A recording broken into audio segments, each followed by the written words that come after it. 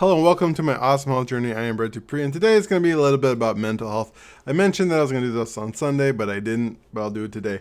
I am talking about the mental health benefits I've got from playing tabletop RPGs. For people who don't know, tabletop RPGs are stuff like roll, stuff like Dungeons and Dragons. Basically, you roll dice to determine what you do, and you did do Dungeons and Dragons being the most famous, and I think it's called tabletop because you play on a table and you roll, but all of my games are online right now, and they're pretty cool. Basically, I started playing tabletop role playing games on a consistent basis after this other game of Dungeons and Dragons didn't really. It would start and stop. Sometimes you play in person, sometimes we stop, and then it would end. And yeah, but I decided I wanted to do more. Basically, I was in a position in my life where I needed two things. Number one, I needed something to do with my life because that's when I really quit being a life coach and trying to do all that, because trying to do all that takes a lot of time and effort. I always have a podcast or an idea or some other harebrained scheme to try to get clients that never worked. But so I finally gave that up. I don't remember if it was before or after I broke up with my ex, which also increases the need to doing something. Number two, it was also during COVID. Number three, and I just wanted a way to interact with people. And number four, it was another way I thought of improving myself and stepping out of my comfort zone, because I really want to work on the role-playing aspect of tabletop RPGs rather than just the playing aspect of it. And so I finally did it. I went to startplaying.games. I always want to say startplaying.games.com because I'm so old. I always just think all websites end at .com. And that's a place where you can go find paid game masters. Apparently there's like controversy over paid game masters.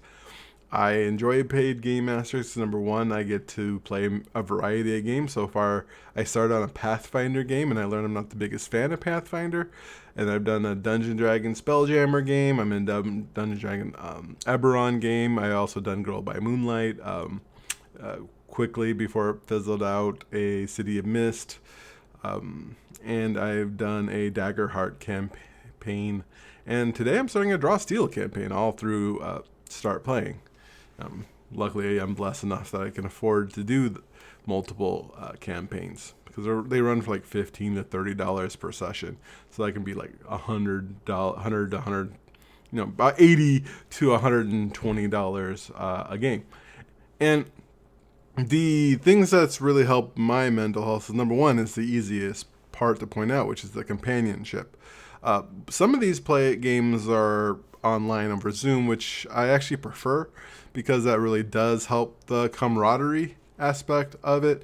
But like one of my games, the one I play on Monday, which was the Spelljammer game, and now we're doing Eberron, is I've been playing with a lot of those guys for like over 2 years, ever since I switched over from that Pathfinder game, and you just get to know these people, at least in game, and get to like them, and you get together. There's a lot of laughter and stuff, and it was decently lonely, especially with being at home during COVID and after COVID. I used to go to a lot of events, like spiritual events or coaching events or personal growth events, and I stopped doing that. My friends are busy doing their things, and during the weekdays I never really hung out with my friends anyway.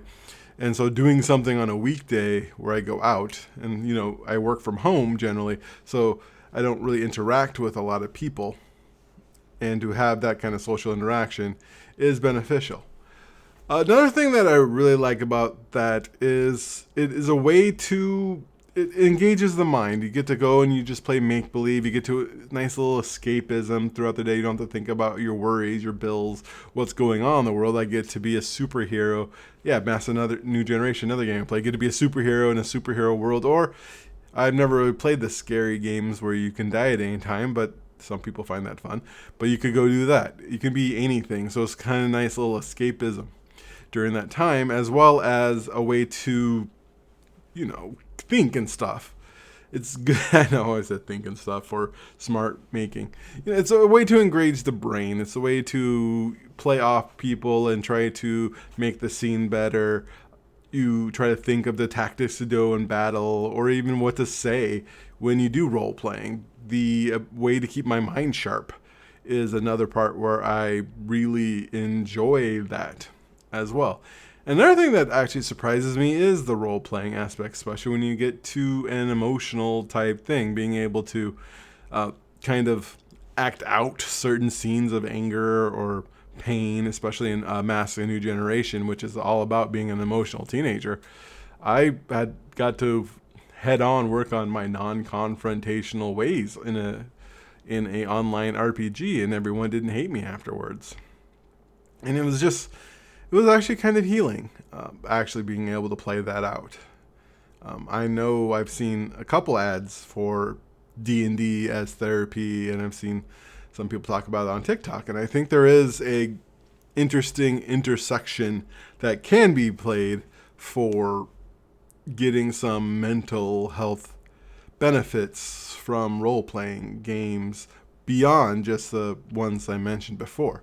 So basically, I think role-playing games are a lot of fun. One thing about our lives as human beings, we are storytellers. We have used to, tell stories throughout time to tell our history and share lessons through stories. And I think that's just one aspect about it. So instead of like reading a book or doing a TV show or watching a TV show, or I get to co-create stories with a bunch of people, and a lot of them are just super fun, and a lot of people say the funniest things and you get to laugh, and it's just a very good time. If you ever thought of playing a TTRPG, I highly suggest trying it out.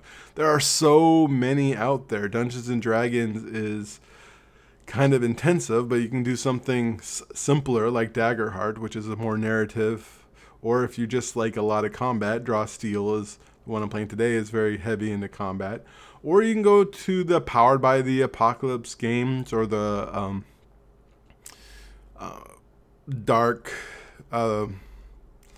Blades in the Dark type games. I mean, there's ones where you just like Honey Heist. You just roll 1d6 and you're just a bear trying to steal some honey. There's just a lot of games out there for a lot. There's games where you just try to have a great tea party. I forgot the name of it, but there's just so many types of role playing. And I'm saying start playing that games is a good place to find them.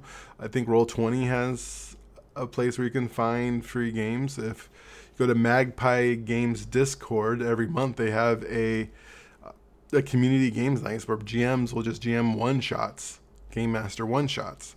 And I got to try the Root RPG game, and I did a cool game called Slug Blaster, which you play dimensional hopping, hoverboarding teens with ray guns who shoot slugs. And it's just totally 90s radical extreme type RPG. So yeah, there's just so many ways out there. There's probably your local game store probably has some role-playing games. Heck, and I live in the Seattle area.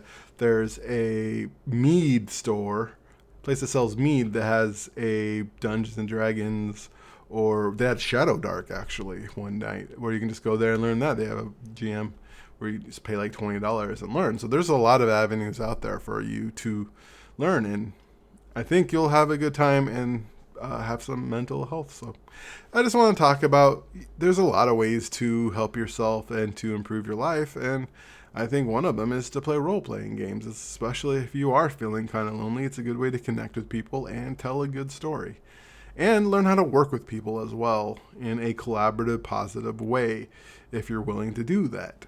So basically, I just want to talk about that. Thank you so much for listening. I love you for who you are, and as always, you are worthy.